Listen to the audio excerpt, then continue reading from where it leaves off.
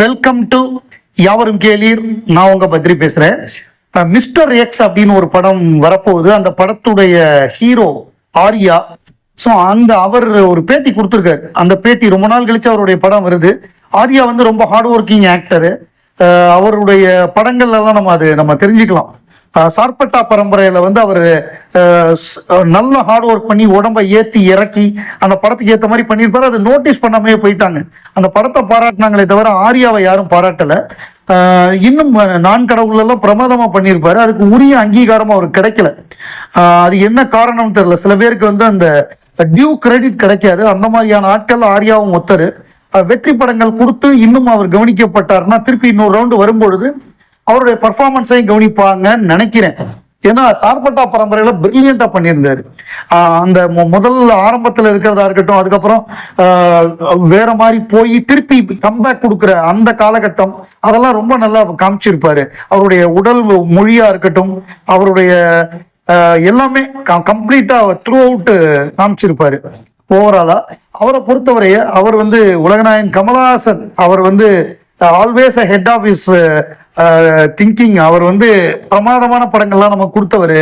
ஒரு மில்லியன்ல ஒருத்தர் தான் கமலஹாசன் மாதிரி வர முடியும். அவருடைய கிரியேட்டிவிட்டியா இருக்கட்டும், அவருடைய பர்ஃபார்மன்ஸா இருக்கட்டும், அவருடைய பர்செப்ஷனா இருக்கட்டும், அவர் ட்ரூலி இன்டெலிஜென்ட் அப்படின்னு சொல்லி அவரை பாராட்டுறாரு.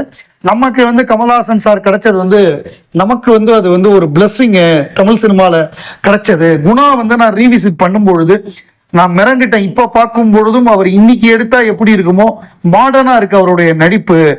அதை வந்து எல்லாருமே அவரை பார்த்து கத்துக்க வேண்டிய ஒரு விஷயம் அப்படின்னு சொல்லி ஆர்யா வந்து உலகநாயகன் கமலஹாசனை பாராட்டியிருக்காரு. கமல்ஹாசன் நற்பணி இயக்கம் அப்படிங்கிறது வந்து 40 ஆண்டுகளுக்கு மேலாக வெகு சிறப்பாக இயங்கிட்டு இருக்கு. அதுல ஏராளமான பேர் வந்து நிறைய உதவிகள் பண்ணிட்டு இருக்காங்க. இப்ப சமீபத்துல ஒரு விஷயம் பார்த்தேன். கல்வி உதவி, அதாவது கேட்டதும் கொடுப்பவர் கண்ணன் மட்டுமல்ல, எங்கள் கேஹெச் வெல்ஃபேர் எஸ்கேஜி அப்படின்னு சொல்லப்படுற கோபிநாத், செந்தில் கோபிநாத் அப்படிங்கிற ஒரு சகா, அவர் வந்து கல்வி உதவி பண்ணியிருக்காரு. ஏற்கனவே போன வருடம் பண்ணியிருந்தாரு, இந்த வருடம் பண்ணியிருக்காரு. அதாவது நற்பணி இயக்கத்துல ஒரு சகோதரர் அவர் மறைஞ்சிட்டாரு. அவருடைய மகளுக்காக 65,000 வந்து ஃபீஸு, அதை வந்து ஹெல்ப் பண்ணியிருக்காரு. ஸோ அந்த செக்கு அவர் கொடுத்தது, அந்த யாருக்கு கொடுத்தாங்க என்ன அந்த பர்சனல் டீட்டெயில்ஸ் எல்லாம் அவங்க இது பண்ணிட்டாங்க. அதை வந்து அடிச்சுட்டு அவருக்கு உதவி பண்ணியிருக்காருங்கிற தகவலை மட்டும் தெரியப்படுத்தியிருக்காங்க. ஸோ இது வந்து ஒரு பெரிய விஷயம். நம்ம மறைந்த கமலஹாசன் நற்பணி இயக்க தோழருடைய மகளுக்கு வந்து அவருடைய கல்வி உதவி, அவங்க என்ன கிளாஸ் படிக்கிறாங்க அப்படின்னு பார்த்தோம்னா செவன்த் ஸ்டாண்டர்ட் படிக்கிறாங்க. அதுக்கு வந்து அந்த வருஷ ஃபீஸ் அதை வந்து கட்டி ஹெல்ப் பண்ணியிருக்காரு. போன வருடமும் கட்டியிருக்காரு, இந்த வருடமும் கட்டியிருக்காரு.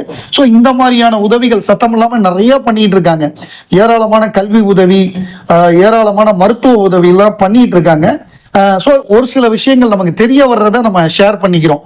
அது இன்னும் நிறைய பேரை பண்றதுக்கு வந்து ஊக்குவிக்கும் அப்படிங்கிறதுனால 1981 ஏப்ரல் 10 உலகநாயகன் கமலஹாசனுடைய 100வது படமான ராஜபார்வை வெளியானது. இன்னைக்கு ராஜபார்வை வெளிவந்து 45 வருடங்கள் ஆச்சு. ஸோ ராஜபார்வையை பொறுத்தவரைய கமலஹாசனுடைய 100வது படம் அப்படிங்கிறது தான் அந்த படத்துடைய யூஎஸ்பி. 2வது வந்து அவரே அந்த படத்துக்கு ப்ரொடியூசர்.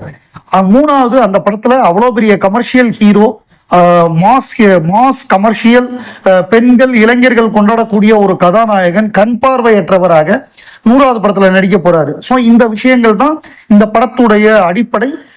இந்த படத்துக்கு வந்து டைரக்ஷன் சிங்கிதம் சீனிவாசராவ். என்ன காரணம்னா கே பாலச்சந்தர் தான் கமலஹாசனுடைய குருநாதர்.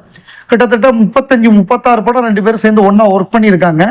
அந்த படம் வரும்பொழுது குறைஞ்சது ஒரு 25-26 படமாவது ஒர்க் பண்ணியிருப்பாங்க அந்த படத்துக்கு முன்னாடி. ஆனால் முதல் படத்துக்கு சிங்கிதம் சீனிவாசராவை இவர் டைரக்ஷன் போடுறாரு, அவருடைய சொந்த படத்துக்கு. நம்பர் 1. நம்பர் 2 கேமராமேனா வந்து பருண் முகர்ஜி. ஸோ பருண் முகர்ஜி வந்து பெங்காலி அண்டு பாம்பே அங்க இருக்கக்கூடிய கேமராமேன்.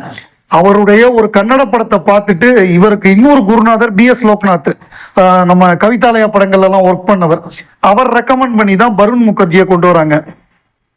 ஆஸ் யூஷுவல் இளையராஜா அவங்க டீம்னாலே இளையராஜா தான் மியூசிக்கு. So Ilaiyaraaja music.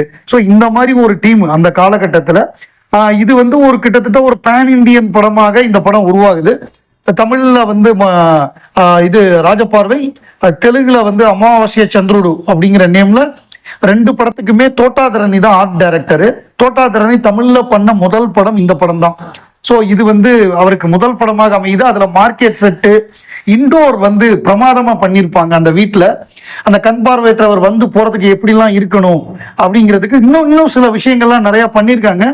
பட் அது வேறு சில படங்களை ஞாபகப்படுத்தினதுனால அந்த ஐடியா வேணாம் அப்படின்னு சொல்லிட்டு வேற மாதிரி பண்ணி, இண்டோர் லைட்டிங்கா இருக்கட்டும், இண்டோர் சவுண்டா இருக்கட்டும், இந்த படம் வந்து நிறைய மெனக்கெட்டு இருக்காங்க. அதாவது டெக்னிக்கலாகவும் இந்த படம் வந்து பிரில்லியண்டா வந்திருக்கு. இந்த படத்தோட ரிவ்யூ எழுதினது எல்லாமே வந்து படத்துடைய கமலஹாசனுடைய நடிப்பு பிரமாதம், படத்துடைய மியூசிக் பேக்ரவுண்ட் ஸ்கோர் பாடல்கள் பிரமாதம், படத்தோட எடிட்டிங்கா இருக்கட்டும், கேமராவா இருக்கட்டும், ஆர்ட் டைரக்ஷனா இருக்கட்டும், டெக்னிக்கலி ரொம்ப பிரில்லியண்டா இருக்கு. ரொம்ப மெனக்கெட்டு பண்ணிருக்காங்க. சவுண்டுக்கே மெனக்கெட்டு இருக்காங்க. கமல் படங்களை நீங்க கவனிச்சு பாத்தீங்கன்னா ராஜபர்வையா இருக்கட்டும், சத்யாவா இருக்கட்டும், ஹேராமா இருக்கட்டும், விருமாண்டியா இருக்கட்டும், மகாநதியா இருக்கட்டும், சவுண்டுக்கு மெனக்கெடுவாங்க. மகாநதிக்கு நேஷனல் அவார்டு கிடைச்சது. அந்த சண்டேல எல்லாம் கூட வேற மாதிரியான சவுண்டை கொண்டு வந்தாங்க, சத்யா படத்துல இருந்து ஆரம்பிச்சு. ஸோ அந்த மாதிரி மெனக்கெடுவாங்க. அந்த மாதிரி பிரில்லியண்டா வந்து புரட்சி தலைவர் எம்ஜிஆரால் பாராட்டப்பட்ட படம் வந்து ராஜபார்வை. அது சம்பந்தமாக அபூர்வ சிங்கீதத்துல நிறைய பேசியிருக்காங்க. அதை பாருங்க, என்ஜாய் பண்ணுங்க. அதை பார்த்து தமிழ் சினிமா எங்க போகுது, where is Tamil cinema heading அப்படின்னு சொல்லிட்டு ஒரு ஆர்டிகிள் படிச்சேன். அது நல்லா இருந்தது. அதாவது there was a time when Tamil cinema has no safety net, no OTT rights waiting to recover losses, no satellite deals ready to soften the blow, no pre-release business to declare a film success before the audience even stepped into the theater. Yet cinema lived. It survived on stories, stars, word of mouth, and above all, audience willingness to return the next day with 3 more people. So இதுதான் அன்னைக்கு வந்து cinema வந்து ஜெயிச்சது. A film that opened slow on Friday could become the talk of the town on Sunday. A family drama could run for 100 days. Theaters were not just screens, they were the court where the cinema was judged.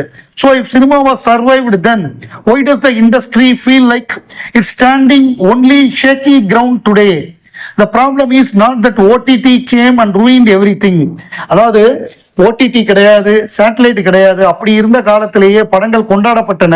குடும்ப படம்லாம் 100 நாள் ஓடுனுச்சு. ஒரு வெள்ளிக்கிழமை ஸ்லோவா ஆரம்பிச்ச படம் ஞாயிற்றுக்கிழமை மிகப்பெரிய ஹிட் அப்படின்னு மக்களால் கொண்டாடப்பட்டது அப்படின்னு சொல்லிட்டு, இன்னைக்கு ஏன் இப்படி இருக்கு ஓடிடி இந்த இதனால தமிழ் சினிமா வந்து மிகப்பெரிய அளவுல வந்து சம்பளம்லாம் உயர்ந்தது. ஓடிடி பயங்கரமா போயிருக்கு, சேட்டலைட் பயங்கரமா போயிருக்கு, படம் ரிலீஸ்க்கு முன்னாடியே வித்துருச்சு, அப்படி இப்படின்னு போய் இன்னைக்கு கடைசியில ஒரு படத்தை காப்பாற்ற முடியாம ஜனநாயகன் மாதிரியான ஒரு படம் வந்து படம் ரிலீஸுக்கு முன்னாடியே அது வந்து இதுல பைரசி ரிலீஸ் ஆகிற அளவுக்கு மோசமான நிலைமை. அதை வச்சு நம்ம எல்லா படத்தையும் ஜட்ஜ் பண்ண முடியாது. பட் இப்ப தமிழ் சினிமாவை பொறுத்தவரைய நியாயமான பட்ஜெட்ல படம் எடுக்கணும், அதுதான் இப்ப கரெக்ட். உண்மையான பதில் என்ன தெரியுமா, இன்னைக்கு தமிழ் சினிமா வந்து ஓடிடி இல்ல, சேட்டலைட் இல்ல, இப்ப என்ன பண்றதுங்கிறப்ப நியாயமான பட்ஜெட், ரியலிஸ்டிக் பட்ஜெட்ல படம் எடுக்கணும். நியாயமான சம்பளம், 200 கோடி 250 கோடின்னு கதை விடாம நியாயமான சம்பளம், வலுவான கதை, ஸ்ட்ராங்கான கதை தான் முக்கியம். அப்புறம் தியேட்டர் ஆடியன்ஸுக்கு படத்தை வந்து பண்ணணும். ஏன்னா இப்போ ஆடியன்ஸ் வந்து புத்திசாலி ஆயிட்டாங்க. எந்த படத்தை தியேட்டர்ல பாக்குறது, எதை ஓடிடியில பாக்குறது அப்படிங்கிற முடிவுக்கு வந்துட்டாங்க. ஆடியன்ஸோட அந்த வாட்சிங் பேட்டர்ன் மாறி போச்சு. ஸோ இதெல்லாம் மனசுல வச்சுக்கிட்டு இவங்க படம் பண்ணாங்கன்னா திருப்பி நிறைய வெற்றி படங்களை கொடுக்க முடியும் அப்படின்னு சொல்லி அவர் அந்த கட்டுரையில எழுதியிருக்காரு.